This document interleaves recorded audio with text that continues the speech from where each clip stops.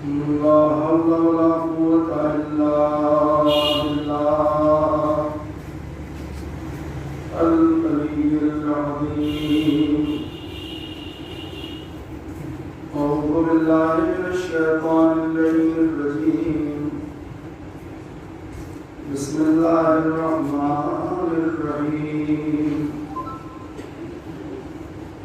الحمد لله رب العالمين، والصلاة والسلام والتحية والإكرام على البشير النذير السراج المنير الملقب بطه وياسين حبيب إله العالمين أبي القاسم محمد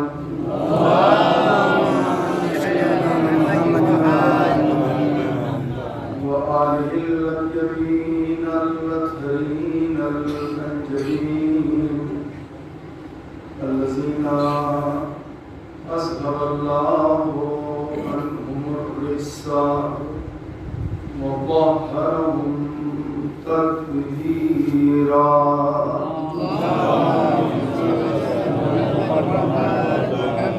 لا سيما على بقية الله الأعظم أرواحنا وأرواح العالمين لتراب موطن الفداء. ورحمة الله على آلائهم وواسطي حقوقهم ومنكري فضائلهم والشاكين فيهم والمنحرفين عنهم أجمعين من الآن إلى قيام يوم الدين. أما بعد، فقد قال الله الحكيم في كتابه الكريم. بسم الله الرحمن الرحيم. يا أيتها النفس المطمئنة ارجعي إلى ربك راضية مرضية فادخلي في عبادي وادخلي جنتي.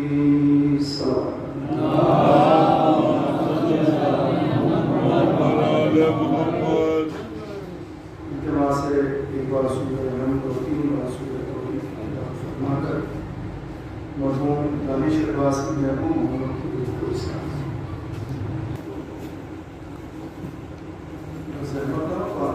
تشریف ہیں. درود و سلام بارگاہ سرکار سید الشہداء حضرت امام حسین علیہ السلام میں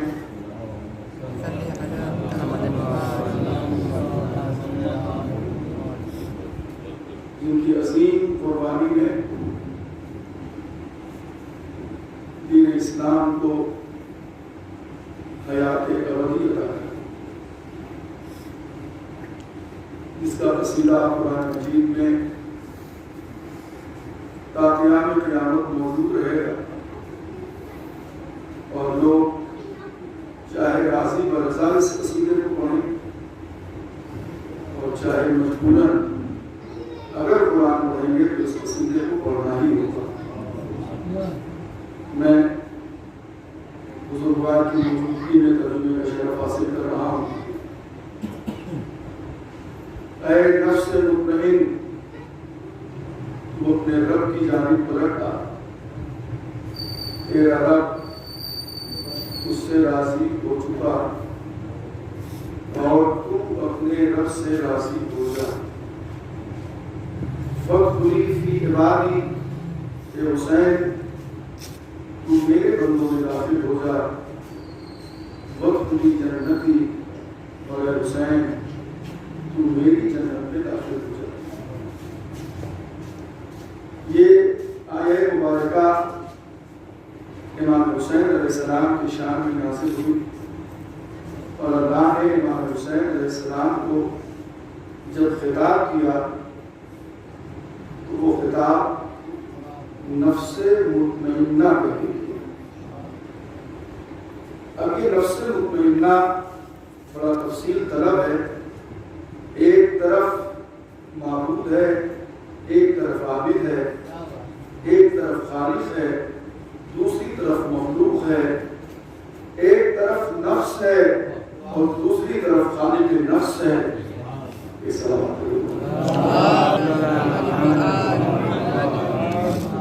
اس نازک مرحلے سے گزرنا اور اس پہ بیان کرنا ایک امر مشکل تو ہی ہے اگر محال نہیں ہے کہ ایک طرف نفس ہے جو مخلوق ہے اور ایک طرف خالق ہے جو اس نفس کا خالق ہے، اور خود خالق اپنے مخلوق کے نفس کو اپنا نفس مطمئنہ کہنا.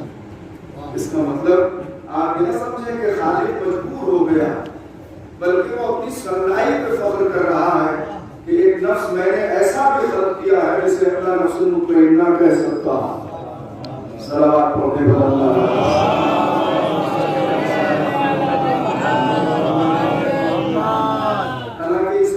ذاکری کی روش ختم ہو گئی ہے تو آپ جانتے ہیں کہ صحت کی ذاکری کا زمانہ آ گیا ہے اور ان تلاوات کے زمانے سے ہمارا تو مقابلہ رہتا ہی ہے.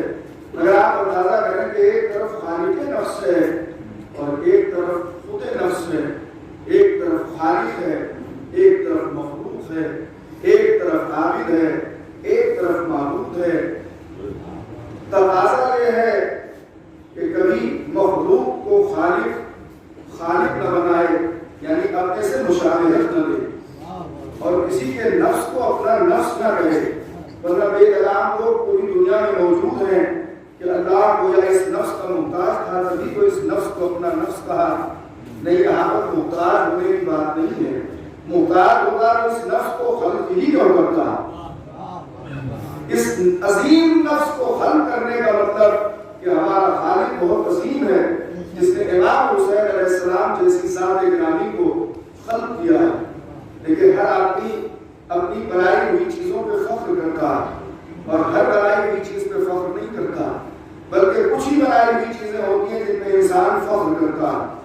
جیسے خالق نے پوری دنیا کو خلق کیا، مگر خالق کو سب سے زیادہ فخر ہے اپنے اس نبی کو جسے راتوں رات معراج پر بلایا.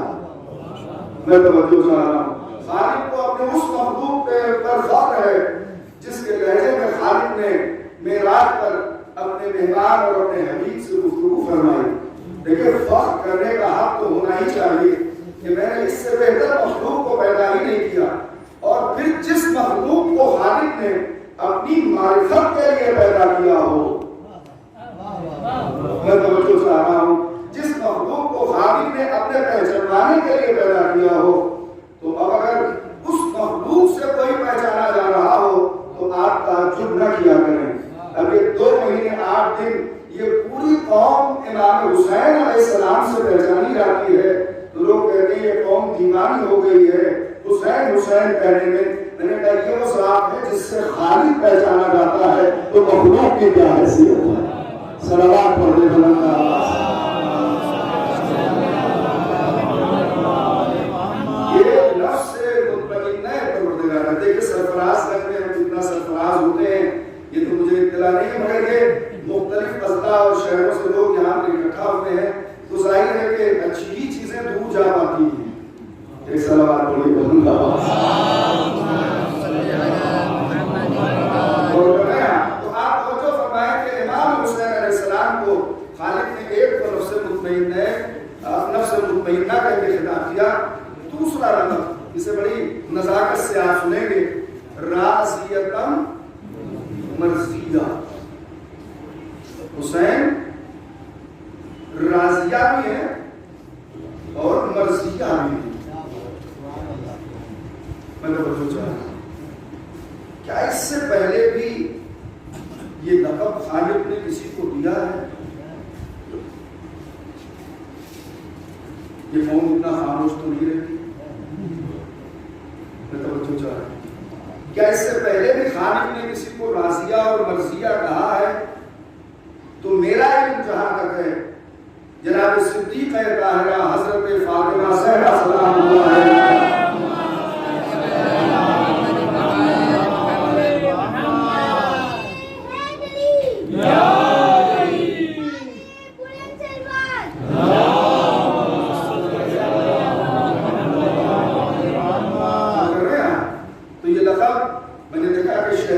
کی بارگاہ میں موجود ہیں. شہزادی رازیہ بھی ہیں اور مرضیہ بھی. امام حسین علیہ السلام کو یہ دو لقب ایک تو خالد کی طرف سے ملے ہیں اور ایک ماں کی طرف سے وراثتاً بھی ملے ہیں. ذرا سے فرمائیے گا جب مجلس میں کچھ ذی افراد اور عظیم ہستیاں بیٹھ جاتی ہے تو ان کے لحاظ سے تقریر کرنا پڑتی ہے. میں توجہ چاہ رہا ہوں ورنہ تو ہم بھی جانتے ہیں کہ اڑنا ہم بھی جانتے ہیں مگر پروں کو سمیٹ کے چلنا پڑتا ہے جب صاحبان علم سامنے ہوتے ہیں. میں توجہ چاہ رہا ہوں ذرا سا غور فرمائیے گا. تو امام حسین علیہ السلام ماں کی طرف سے بھی رازیہ مرضیہ ہے اور خالد کی طرف سے بھی رازیہ مرضیہ ہیں. اس کا مطلب یہ ہے کہ جس سے خدا راضی ہو اور جو خدا سے راضی ہو اسی کو رازیہ مرضیہ کہتے ہیں. اب اس سے زیادہ کیا چاہیے. میں توجہ چاہ رہا ہوں. اب تھوڑا سا آسان کر دوں لکھنوی مزاج کے حوالے کر دوں. مثال کے طور پہ امام حسین علیہ السلام وہ ہیں جو خدا سے راضی ہیں اور خدا دل سے راضی ہے. تو جب امام حسین علیہ السلام کا نام آئے تو ان کو کیا کہا جائے گا. جب امام حسین علیہ السلام کا نامی آپ لیں گے تو کیا کہیں گے. رضی اللہ اے اللہ تو امام حسین سے راضی ہوگا جو خود راضی کا مرضیہ ہو.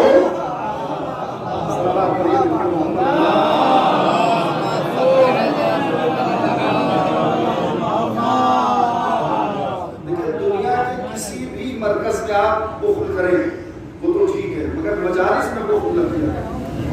یہاں آپ جو بولتے ہیں اس پہ بھی جزا ملے گی. آپ اور واہ یہاں دونوں پہ جزا ہے اور آپ بھی وہ ہیں جس کے پاس آ بھی ہے اور واہ بھی ہے.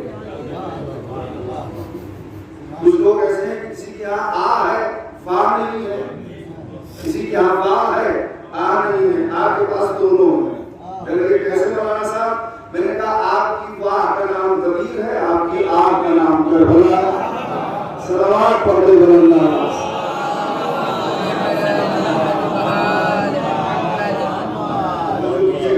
اب امام حسین علیہ السلام کو دیکھیں یہ حادثات ہوئے ہیں میں اس لیے بول رہا ہوں ورنہ مجھے کوئی ضرورت نہیں پڑی ہے کہ میں اس پہ بہت سارا زور دے کے بولوں. کچھ لوگ کہتے کہ کیا آپ کیوں زبردستی پیچھے پڑے ہیں کہ ائمہ علیہ السلام کو علیہ السلام ہی کہا جائے. اگر رضی اللہ کہہ دیا گیا تو کیا ہوگا. کیوں کہیں گے بھائی آپ رضی اللہ. کس لیے کہیں گے رضی اللہ. کیا ضرورت ہے رضی اللہ کہنے کی. اس لیے کہ رضا تو ان کے پاس ہے ہی ہے. اللہ اس سے راضی ہو جس سے راضی نہ ہو. اللہ اس سے راضی ہو جس سے راضی نہ ہو. آپ کس سے نماز پڑھنے کے لیے رمضان میں بہت زور دیتے ہیں جو نماز نہیں پڑھتا. آپ کس سے کہتے ہیں روزہ رکھو جو روزہ نہیں رکھتا. آپ کس سے کہتے ہیں خیرات کرو جو خیرات نہیں کرتا. آپ کس سے کہتے ہیں سیدھے راستے پہ چلو جو صراط مستقیم پر نہیں ہوتا. آپ کس سے کہتے ہیں کہ گمراہی میں مبتلا ہو جو گمراہ ہو. جو خود ہدایت پر ہے اس سے آپ ہدایت کرنے والے کون ہوتے ہیں. تو میں کہہ رہا ہوں جو رازیہ مرضیہ ہے زبردستی اس کو رضی اللہ کہنے کی ضرورت کیا ہے. تمہارے فہرست میں جتنے لوگ ہیں سب کو کہو ہمیں کوئی اعتراض نہیں. میں توجہ چاہ رہا ہوں سب کو رضی اللہ کہو ہمیں کوئی اعتراض نہیں. مگر آپ دو ہستیوں کو قطعی بلکہ تین ہستیوں کو قطعی آپ رضی اللہ نہ کہیے. ایک وہ جس نے شب ہجرت خدا کی مرضی خریدی ہے. صلوات پڑھیے کہ محمد علیہ.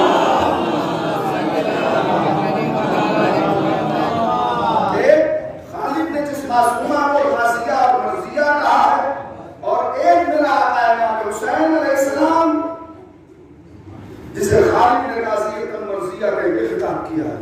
آپ سب کو کہیے ہمیں اس سے بحث نہیں ہے. جس کو بھی چاہے آپ کہیے. میں تو یہ بھی کہنا چاہتا ہوں کہ جو رضی اللہ کہنے کے لائق بھی نہیں ان کو بھی آپ کہیے. منع کیا اعتراض ہے. مگر جن کو رضی اللہ کہنا درست نہیں ہے ان کو قطعی مت کہیے. انہیں کہیے علیہ السلام علیہ السلام. یہ سلام علیکم کہنے میں کیوں آپ کو برا نہیں لگتا؟ جس سے ملتے ہیں سلام علیکم سلام علیکم سلام علیکم، کہیے رضا اللہ نہ کہیے گا، اس لیے کہ رضا ان کے پاس ہے، خالق کے رضا کے یہی مالک ہیں، رضا خالق کی ہے، یہ جہاں چاہتے ہیں وہاں استعمال ہوتی ہے، اس لیے کہ وما تشاءون الا ان یشاء اللہ، یہ وہی چاہتے ہیں جسے خدا چاہتا ہے۔ تو آپ ان کے لیے چاہنے کی بات نہ کیجیے کہ اے اللہ اس سے راضی ہو جا، اے اللہ اس سے خوش ہو جا، اے اللہ ان سے تو مان جا، اے اللہ تو ان کو اپنی رضا دے دے۔ ہم تو ان کی چوکھٹ پہ اس لیے سر جھکائے ہوئے ہیں کہ اگر خدا کی رضا کہیں سے ملتی ہے تو انہی کی بارگاہ، صلوات پڑھے ملتے محمد۔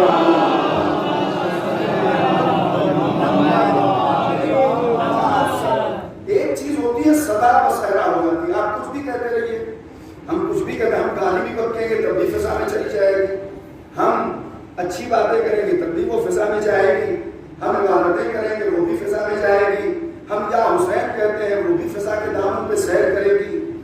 آپ کو جو چیز چاہے نام لے لیجیے، وہ نام اگر اس لائق ہوتا تو میں بتا دیتا کہ آپ بھی نام لے لیجیے، میں کہہ رہا ہوں کہ آپ بھی چاہے تو نام لے لیجیے، وہ بھی ایسے ہی صلاح نکلے گی، زبان دانت اور جو بھی آسا جو ہمارے اللہ نے آواز کے لیے بنائے ہیں سب کا معاملہ وہی ہے۔ گالی کرتے ہیں آپ تب بھی وہی ساؤنڈ کام کرتا ہے، اچھی باتیں کرتے ہیں تب بھی وہی ساؤنڈ کام کرتا ہے، چوری کے لیے ہاتھ بڑھاتے ہیں تب بھی یہ مشکل عباس کا ہاتھ بڑھتا ہے، تکبیر کے لیے اٹھاتے ہیں تب بھی یہی ہاتھ اٹھتا ہے، آپ کے استعمال پہ ہے۔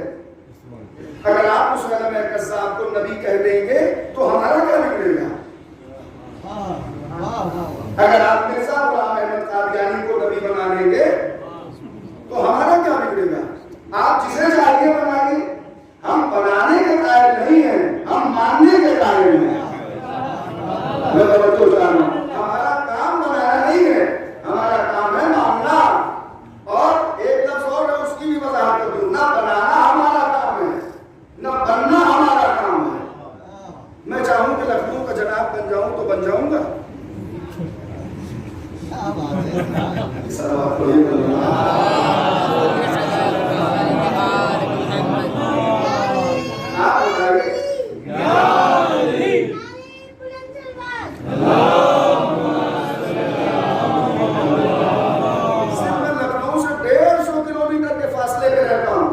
سلطانپور ڈسٹرکٹ میں اتنے کم فاصلے کے باوجود بھی اگر میں چاہوں کہ لکھنؤ میں آ کے لکھنؤ کا جناب بن جاؤں، چاہے جناب بننے کی میرے پاس صلاحیت موجود ہی کیوں نہ ہو،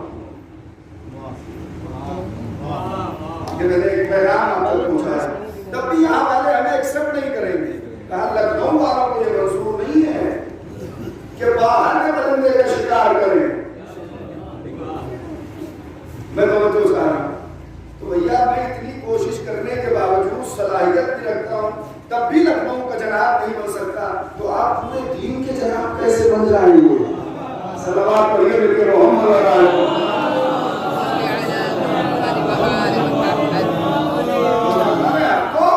اب آپ کو کہنے کی ضرورت نہیں، آپ چاہے جس کو کہیے، ہمیں اس سے بحث نہیں ہے، مگر امام حسین علیہ السلام کو نہ کہیے، جناب امیر المؤمنین کو نہ کہیے۔ اچھا اگر آپ کے کہنے کا کوئی اثر ہو تب تو چلیے کہیے، اور اگر آپ کے کہنے کا کوئی اثر نہیں ہے تو پھر آپ کے کہنے سے کیا فائدہ؟ میں 20 مرتبہ آپ سے کہوں کہ بولیے، آپ نہ بولیے تو پھر میرے کہنے سے کیا فائدہ ہے؟ آپ کی بات کا کوئی اثر بھی تو نہیں ہے نا۔ قبلہ بیٹھے ہوئے ہیں، صاحبان علم تشریف فرما ہے، معزز سامعین تشریف فرمائے، فطرہ کہہ رہا ہوں، یہیں سے گفتگو کا آغاز کر رہا ہوں۔ آپ بتائیے آپ کے کہنے کا کوئی اثر ہوا؟ ایک دن دو دن کی بات نہیں ہے، 1400 برس سے سن رہے ہیں ہم کہ آپ کہہ رہے ہیں کہ اے اللہ کو فلاں سے راضی ہو جا۔ فرادہ مجلس ہوتی ہے کیا سب راضی ہوئے؟ میں توجہ چاہ رہا ہوں، 1400 برس سے کہہ رہے ہیں کہ خدا کو مجھ سے راضی ہو جا، مگر میں نے تو آج تک نہیں دیکھا کہ کہیں سے سند آئی ہو کہ خدا راضی ہو گیا ہو۔ میں توجہ چاہ رہا ہوں، قسم غور فرمائیے گا، خدا راضی ہو گیا ہو، اور اگر ہو گیا ہوگا پوچھنے کی ضرورت نہیں، آپ کسی سے پوچھیں کہ جس کے لیے آپ کہہ رہے تھے کہ اللہ ان سے راضی ہو جا، کیا اللہ ان سے راضی ہوگا؟ پوچھنے کی ضرورت نہیں، اگر راضی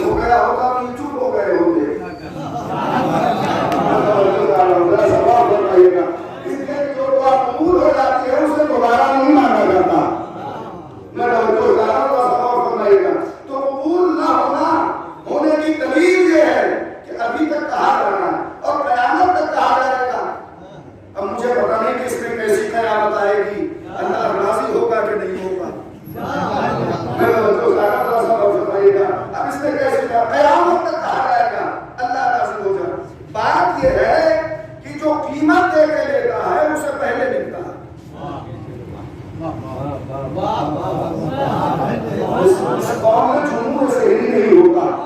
مجھے پتا نہیں کہ کتنا خاموش ہے آپ. میں توجہ ہوتا رہا ہوں. اے آپ دیکھیں جو قیمت دے کے لیتا ہے پہلے اسے ملتا ہے. جو فری کا مانگتا ہے اسے لائن لگانا پڑتی ہے. اور ضروری بھی نہیں ہے کہ لائن لگانے پہ مل ہی جائے. صبح کے وقت سب کو دودھ ہوتی ہے, گاڑی آتی ہوتی ہے, یا کوئی ایک دکان ہوگی فکس سرفراز گنج میں جہاں تیزی سے پہنچتے ہوں گے صبح دودھ لینے کے لیے, بریڈ لینے کے لیے, مکھن لینے کے لیے پہنچتے ہوں گے آپ تو دیکھتے ہوں گے آپ دکاندار جلدی جلدی اپنے سامان کو سیل کر رہا ہوتا ہے. اسی میں ایک بھکاری بھی آ گیا, سب نے ہاتھ پھیلا رکھا, پہلے مجھے دیجیے, پہلے مجھے دیجیے. تو دکان والا بابا سے کہتا ہے کہ آپ ٹھہر جائیں گے, پہلے ان لوگوں کو دے دوں. آپ بتائیے دونوں میں فرق کیا ہے؟ میں توجہ کر رہا ہوں کہ دونوں میں آخر فرق کیا ہے. کہا کہ جتنے لوگ یہاں پہ کھڑے ہیں یہ سب قیمت دے کے لے رہے ہیں. جسے کھڑا کر رکھا ہے گائیڈ نے اور فری میں چاہتا ہے. اب سمجھے, مرضی امیر المومنین کو اس لیے مل گئی کہ اپنا نفس دے کے لیا. صلوات محمد علیہ وسلم. نعرے حیدری, نعرے سلوات.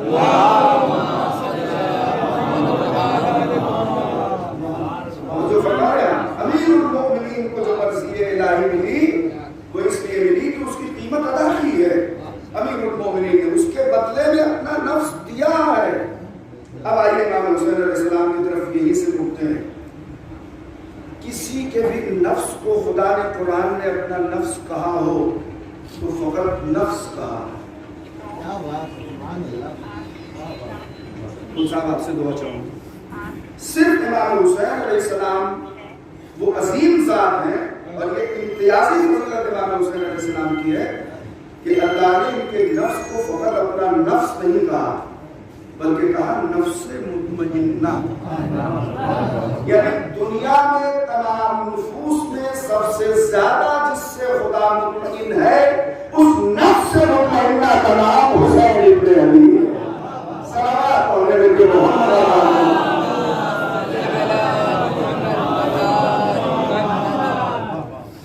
اور اگر نوجوانوں کے لیے آپ سننا چاہتے ہیں تو بھی میں آپ کی خدمت میں عرض کر دوں. نفس مطمئنہ کسے کہتے ہیں؟ جو صدر پیغمبر پہ جیسے چاہے بیٹھے وہ نفس مطمئنہ پروردگار ہے. جو مہر نبوت سے جیسے چاہے کھیلے وہی نفس مطمئنہ پروردگار ہے. واللیل جس کی زلف ہو جس کے لیے نہار نامہ بن جائے, میں توجہ چاہ رہا ہوں, وہی نفس مطمئنہ پروردگار ہے. روز عید اللہ کا سب سے عظیم پیغمبر جس کے لیے ناکہ بن جائے وہی نفس مطمئنہ پروردگار ہے. اب آخری فکرہ کہہ رہا ہوں کہ بولنے کی بات ہے. دیکھیں آپ اس میں بول لیتے ہیں کہ نہیں بول لیتے. جس کے لیے نبی ناقے کی آواز نکالے صلوات محمد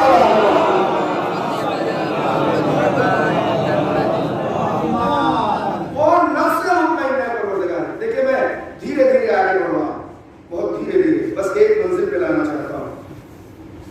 بہت بار کا سنا ہوا آپ کا واقعہ ہے, بس میں اس پہ چاندی کا برق لگانا چاہتا ہوں اپنی چھوٹی سی فنکاری کے ذریعے. ایک دن خدا کا حبیب اپنے گھر سے نکلا, مسجد کا رخ کیا, مسجد تک پہنچا, وضو کیا, خدا کی مرضی سے مسجد میں داخل ہوئے, خدا کی مرضی سے مصلی پر آئے, خدا کی مرضی سے اذان کہی, خدا کی مرضی سے اب اقامت ہونے جا رہی, پھر بھی چپ بیٹھے ہیں, اقامت کہی, خدا کی مرضی سے نیت کی, خدا کی مرضی سے ساتھ ساتھ چلیے نا, تکبیرۃ الاحرام کہا, خدا کی مرضی سے سورہ الحمد पढ़ा, खुदा की मर्जी से वो जो छोटा सूरा पढ़ा, खुदा की मर्जी से अल्लाह अकबर कह के रुकू में चले गए, रिसालत खम हो गई रुकू में, अल्लाह की मर्जी से फिर सर उठाया, अल्लाह की मर्जी से फिर अल्लाह का पैगंबर सजदे में गया, अल्लाह की मर्जी से। आप चुप बैठे हैं अपनी मर्जी से। क्या हुसैन, क्या होता है? क्या हुसैन, क्या हुसैन, नारे सलवात।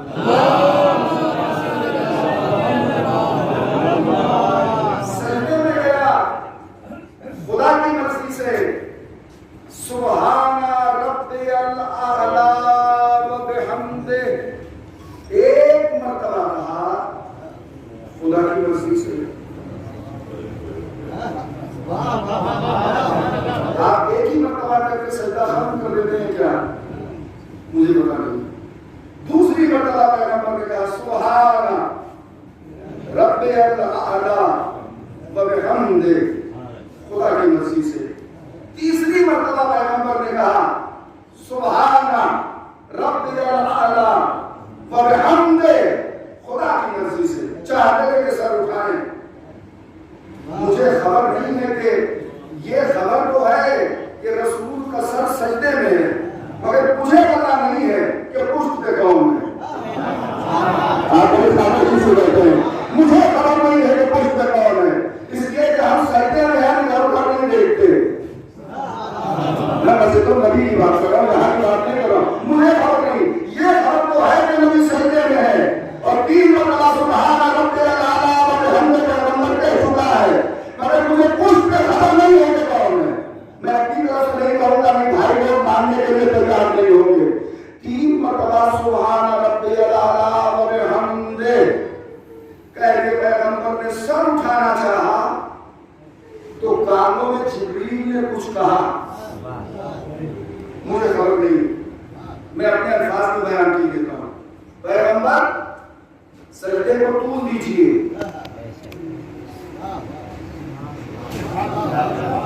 बड़ा नाजुक मोड़ आया, आपकी मर्जी है, सुनिएगा। खालिद ने जिब्रील को भेजा, आलम नवाज ने जिब्रील नबी के कानों के करीब आए, पैगंबर अभी ना उठिए, जबकि मैं कसम खा के कह रहा हूं कि नबी खुदा की मर्जी से उठना चाहता था। मैं तवज्जो चाह रहा हूं, नबी खुदा की मर्जी से उठना चाहता था, मगर खालिद ने जिब्रील से कहलाया अभी ना उठना मेरे नबी। बात क्या है? पुष्ट पर हुसैन, पुष्ट पर हुसैन है।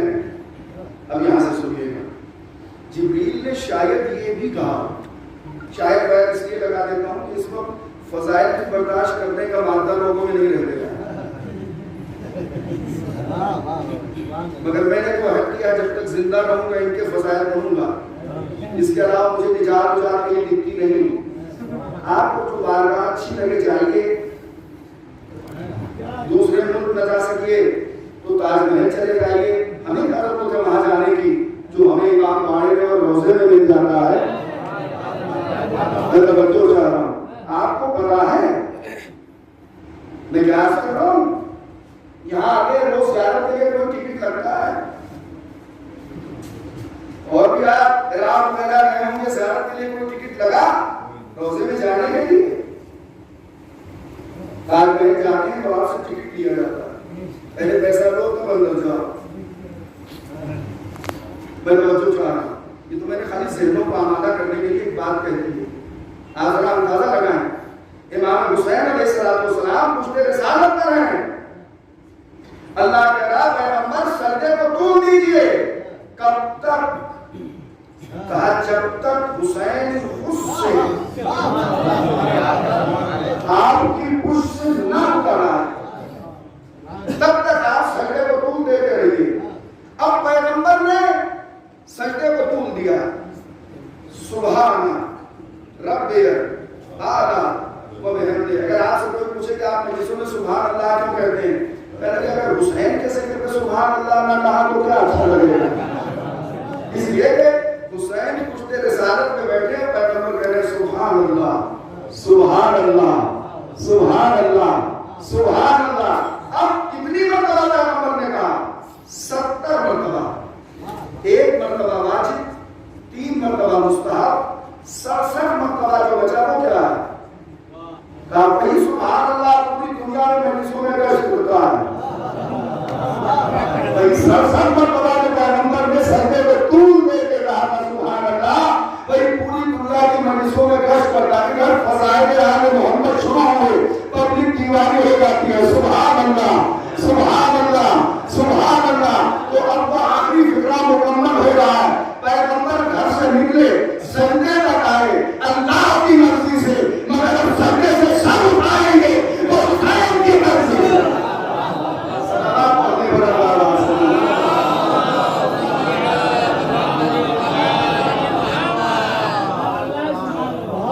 اب جب پیغمبر اٹھائیں گے سر تو حسین کی مرضی سے. کہنے لگے یہ کہاں سے لائے آپ؟ یہ وہاں سے لائے ہم کہ جب تک حسین نہ اتریں. ایک جگہ پہ اعتراض ہو گیا ہے، مولانا صاحب نے نقطہ اس سے تھوڑا سا آگے بڑھ کے پڑھ دیا. کہنے لگے یہ تو غلو کرنے لگے. انہوں نے پڑھا، کہاں پڑھا تھا مجھے پتا نہیں، جو پڑھا تھا وہ بتا دے رہا ہوں. صحیح ہے کہ غلط ہے یہ فیصلہ آپ کیجیے گا. انہوں نے کہا کہ اگر قیامت تک حسین کچھ دیر رسالت پہ بیٹھے رہتے تو قیامت تک رسول کو کہنا پڑتا سبحان اللہ. انہوں نے یہ کہا. میں توجہ چاہ رہا ہوں. اب ہمیں یہ پتا نہیں، مگر یہ کہ جب حسین اتریں گے تبھی سجدہ ختم ہوگا. میں کہوں گا پروردگار اپنے نبی سے سجدے کو طول کیوں دلوا رہا ہے؟ کہا تمہیں پتا نہیں ہے، پشت پہ جو بیٹھا ہے یہی تو سجدے کو طول دے گا. اسی کا سجدہ تو تمام سجدوں کی آرزو کرے گا. اسی کا سجدہ تو سردار ہوگا دنیا کے تمام سجدوں کا. اس لیے اسی کا آخری سجدہ قیامت تک کے سجدوں کی ضمانت ہوگا. صلوات پڑھیں.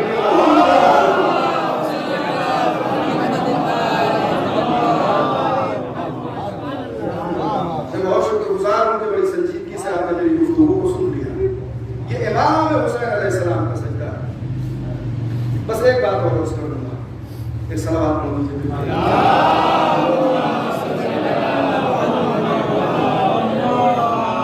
اور فرما رہے ہیں ایک آیت آپ نے سنی ہے،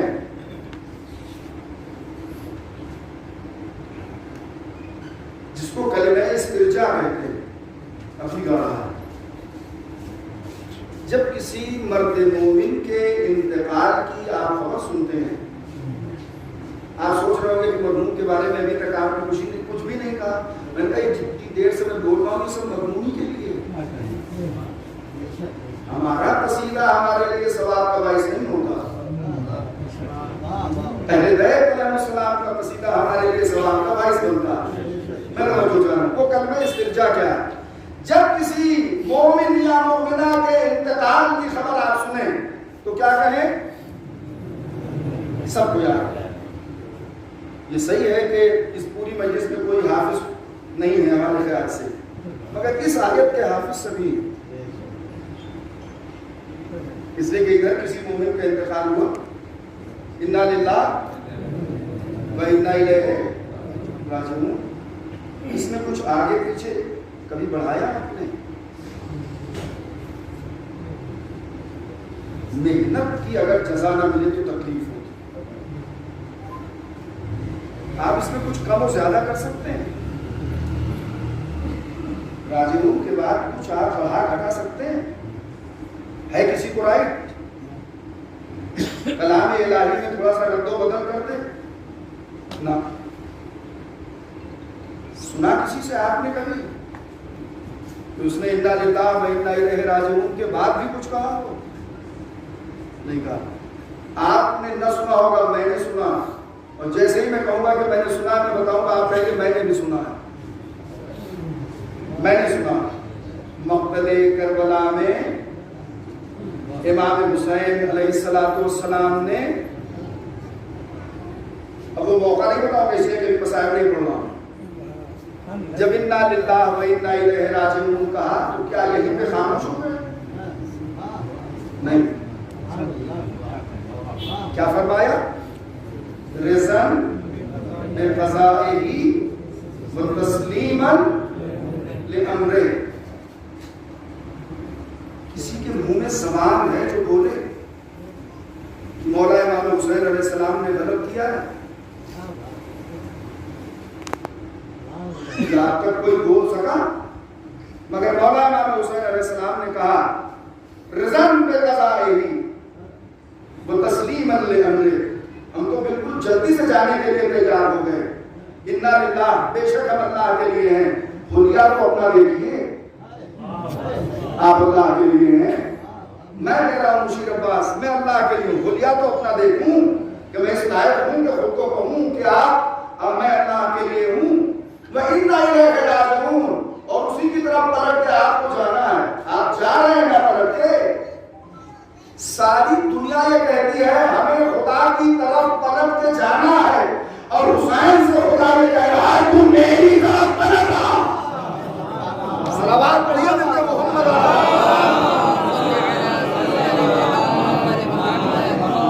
میں نہیں جانتا کہ میں اپنی بات آپ تک پہنچا سکا کہ نہیں پہنچا سکا، مگر سوال پورا میں نے لے لیا.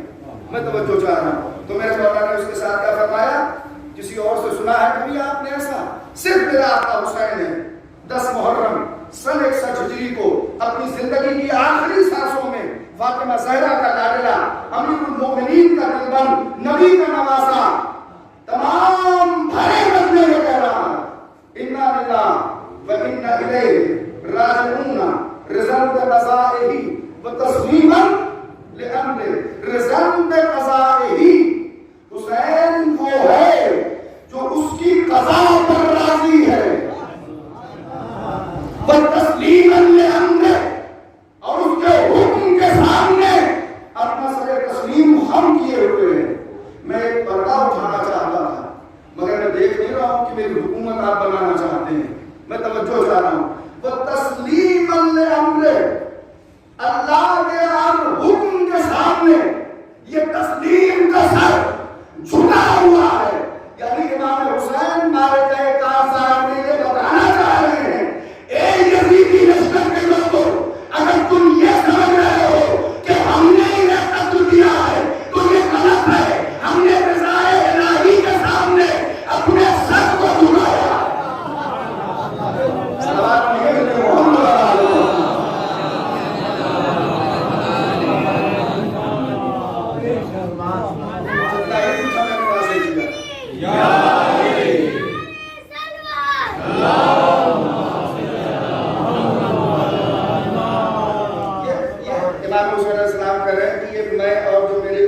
ساتھی یہاں پہ قربان ہو رہے ہیں، اس کا مطلب یہ نہ سمجھنا کہ تم نے مار لیا، تم نے قتل کر دیا، تم حاوی ہو گئے، تم غالب ہو گئے. یہ تو ہم نے خدا کے حکم کے سامنے سر تسلیم خم کیا ہے اور اس کی قضا و قدر میں راضی ہیں. ورنہ تمہاری کیا اوقات ہے؟ اس جملے کو ضائع نہ کیجیے گا. ورنہ تمہاری کیا اوقات ہے کہ تم نگاہ اٹھا کے ہماری طرف دیکھ لیتے.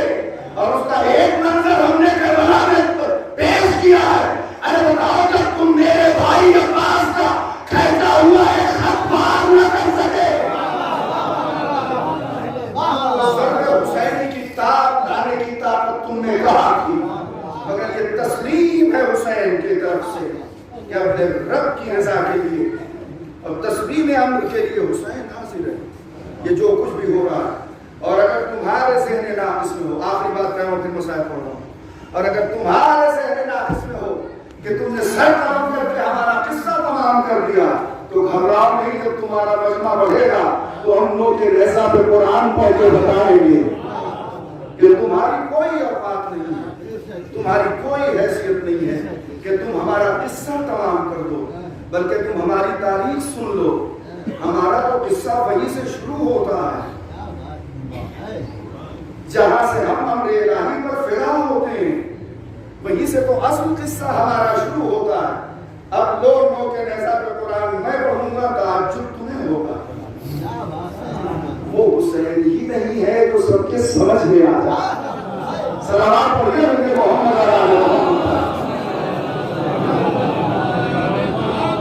دیکھیے یہاں پر میں تھوڑی سی مدد کروں گا. شاید اپنے جب سے ذاکری کی کلپ چلنے لگی ہے موبائل پہ تب سے لوگ اگر کوئی لفظ آپ دہرا دیجیے اور وہ کلپ میں چل چکا ہے تو فوراً یہ ڈیسائیڈ کر لیتے ہیں لوگ اچھا وہ مولانا والا نقطہ پڑھنا ہے.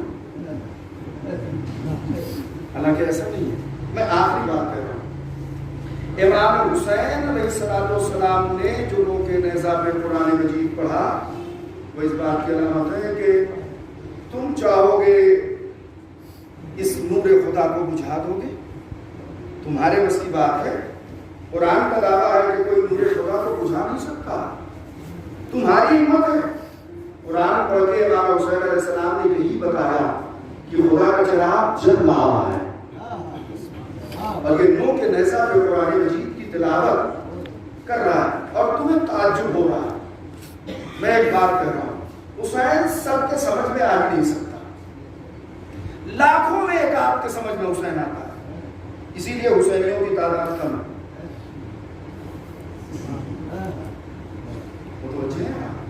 لاکھوں میں ایک آپ کے سمجھ میں حسین آتا ہے.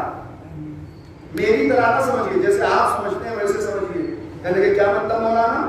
میں نے کہا لاکھوں کا لشکر یزید کا تھا, سب حسین کو جانتے تھے, سمجھنے والا صرف ایک تھا. صلوات پڑھنے لگے محمد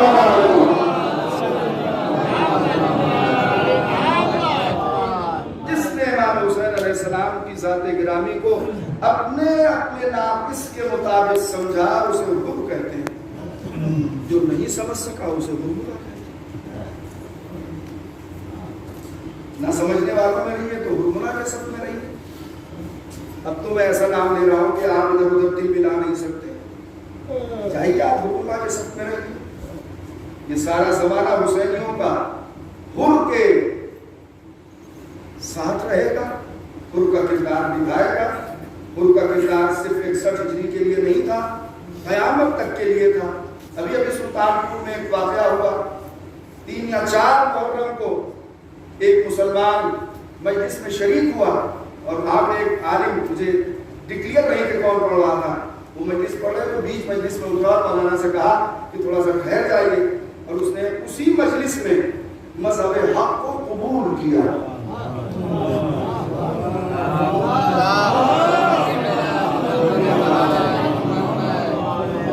مذہب حق کو اس نے اسی مجلس میں.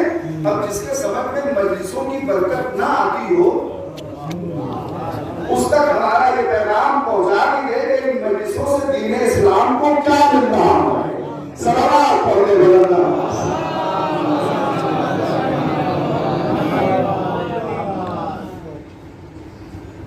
عزیزو ہے تو مرحوم کے اشارے ثواب کی مجلس 2 ایک فقرے کہوں گا,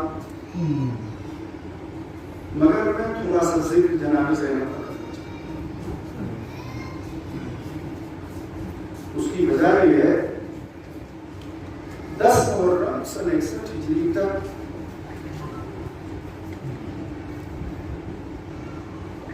ساری ذمہ داریاں امام حسین علیہ السلام کے پاس, مگر 11 محرم سے ساری ذمہ داریاں جناب زینب سلام اللہ علیہا.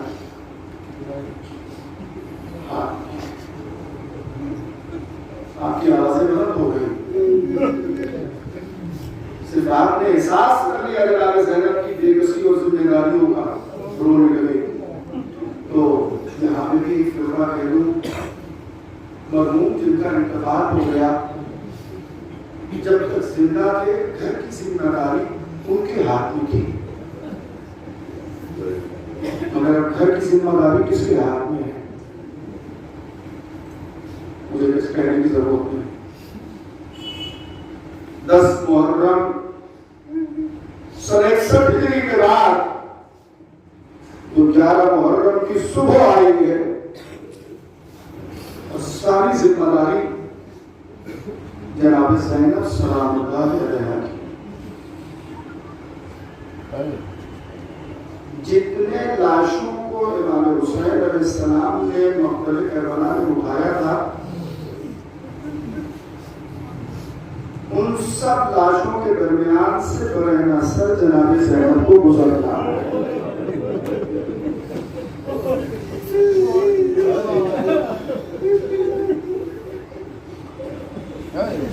پروردگار کی بلند ہونے والی آوازوں پہ رحم نازل فرما، مرحوم کے ننھے بچوں کو صبر عطا فرما، مرحوم کی بیوہ کو، بھائیوں کو، عزیزاں اقرباء اہل خانہ کو صبر جمیل عطا فرما۔ آپ اندازہ کریں جتنے لاشیں مظلوم کربلا نے اٹھائے تھے، ان لاشوں کے درمیان سے جناب زینب کو برہنہ سر گزرنا ہے۔ اور آپ کے ناموز کی حفاظت کریں۔ مسائل میں آپ نہیں بولے، مجھے کوئی شکوہ نہیں ہے، مگر مسائل میں ایک بیوی کو آپ سے شکوہ ہو جائے گا کہ میرے لال کے مسائل پڑھے گئے، آپ نے آنسو نہیں بہایا۔ پروردگار آپ کو کسی غم میں اللہ ہے، ان سارے لاشوں کے درمیان سے علی کی بیٹی زینب کو گزرنا ہے، جناب ثانی زہرا جناب زینب کو گزرنا ہے، حسین کی بہن جناب زینب کو گزرنا ہے۔ ایک فکرہ یہ اور دوسرا فکرہ بھی آپ کے سامنے کہنا چاہتا ہوں، خدا ہم سب کو رونے کی توفیق عطا فرمائے، ہمارے آنسوؤں کو رومال جناب زہرا نے جگہ عنایت فرمائے۔ جزاک اللہ، جزاک اللہ۔ لاشوں کو اٹھایا تھا امام حسین علیہ السلام نے، مگر جس وقت امام حسین علیہ السلام نے لاشوں کو اٹھایا تھا سب کے سر موجود تھے۔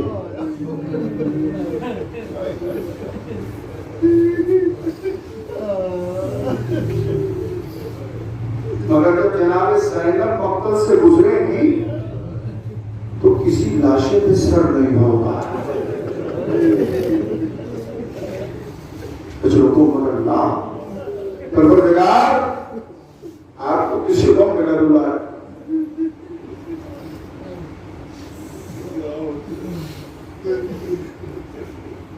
ایک فکرہ سن، کربلا میں جتنے بھی لاشیں امام حسین علیہ السلام نے اٹھائے، اس میں سے ایک لاشیں کو جب امام حسین علیہ السلام نے اٹھایا ہے تو بہت روئے ہیں۔ آپ جانتے ہیں کس کا لاشا ہے؟ یتیم حسن، ام فروا کی کائنات حضرت قاسم ہے، ان کا لاشا جب امام حسین علیہ السلام نے اٹھایا ہے تو یہ لاشا پامال ہو چکا ہے۔ یعنی امام حسین علیہ السلام نے اپنی زندگی میں فقط ایک پامال لاشا دیکھا، مگر جناب زینب جب کربلا سے گزرے گی تمام لاشوں پہ گھوڑے دوڑائے جا چکے ہوں گے، ایسے سب مسائل نہیں ہو سکتا۔ ایک جملہ ہو کہتا، امام حسین علیہ السلام جب جناب علی اکبر کے پاس پہنچے ہیں تو کلیجے میں گہرا زخم دیکھا تھا، مگر جناب زینب جب اپنے بھتیجے کو رونے کے لیے مقتل کربلا میں آئی ہے تو گھوڑوں کے ٹانگوں سے پسلیاں چور چور ہو چکی۔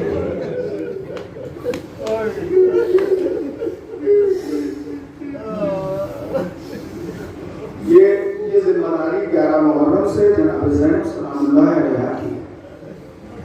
جتنا چاہیے نہ روئیے گا، ان شہداء کے لاشوں کے درمیان سے گزرنا آسان نہیں تھا۔ آئیے دیکھیں جناب زینب آ رہی ہیں، خیمے جل چکے ہیں، سر پہ ردا نہیں ہے، پشت آسمانوں سے سیاہ ہو چکی ہے۔ میں اپنی مجلسوں میں اکثر اس فکرے کو پڑھتا ہوں، جناب زینب نے جب خود کو اپنے مظلوم بھائی حسین کے لاشے میں گرایا ہے تو فرمایا ہے بھیا وہ بہن جس نے لاشے پہ سایہ کرنے کا وعدہ کیا تھا वो आ गई है भैया। मगर मेरे भाई हुसैन मुझे माफ करना, जब मैं आपके लाशे पे आई हूं तो मेरे सर पे विदा नहीं, गैरतदारों का मसला है। खुदा आप सबकी नामूस की हिफाजत करे। भैया हुसैन, जब मैं तेरे लाशे पे आई हूं तो मेरे सर पे विदा नहीं है। एक देख जनाब ज़ैनब की सुन लीजिएगा, ये सोडियम हो रहा है मौला हुसैन के सोडियम के बाद। अगर हमारे यहाँ किसी का इंतकाल होता है जब तक हुसैन का सोडियम नहीं हो जाएगा हमारे किसी भी मरहूम का सोडियम नहीं किया जा सकता। और ना होता है, हमने नहीं सुना अपनी जिंदगी में किसी ने मजलूम लेकर बना के सोलूम से पहले सोलूम कर लिया, ताखीर हो गई सोलूम में। सबके दिल को बरात करूं या मगर मुहर्रम था, इसलिए जब इमाम का सोलूम हो गया तो मरहूम का सोलूम रखा गया। आज तो वर्षा को सुकून हो जाएगा ना कि हमारे मरहूम का सोलूम हो चुका, मगर कैद खाने में ज़ैनब को कैसे सुकून आए, बीमार इमाम को कैसे सुकून आए, लंबी सी बच्ची को कैसे सुकून आए, अहले हरम को कैसे सुकून आए, जो एक गिलास पानी पे भी फातिहा न दिला सके। तो चलते हैं मक्तले करबला में आपके साथ। रिवायत कहती है जनाब ज़ैनब ने जाकर अपने भैया के लाशे पर उनको गिराया, फिर हाथों से टेक कर उठी है, घुटनों पे हाथ रखकर, और फिर अपने भैया के लाशे को देखा है। फरमाया, ए मेरे राजा हुसैन, ज़ैनब जब आपके लाशे पे आई है भैया तो सर पे विदा नहीं है और हमारी पुष्ट ताज़ियानों से सियाह हो चुकी है। इतनी जल्दी पुष्ट ताज़ियानों से सियाह। अस्र के वक्त भैया मारा गया, बाद सोहर काफिला मक्तले करबला में आया। कितना वक्त हुआ? अभी 24 घंटे भी नहीं हुए। इतनी देर में जनाब ज़ैनब के पुष्प पर कितने ताज़िए आने पड़े कि जनाब ज़ैनब की पुष्प सियाह हो गई। अपने कलेजों पे हाथ रखते तो अपने आंसू आ गए। अब बताओ करबला से पूछा,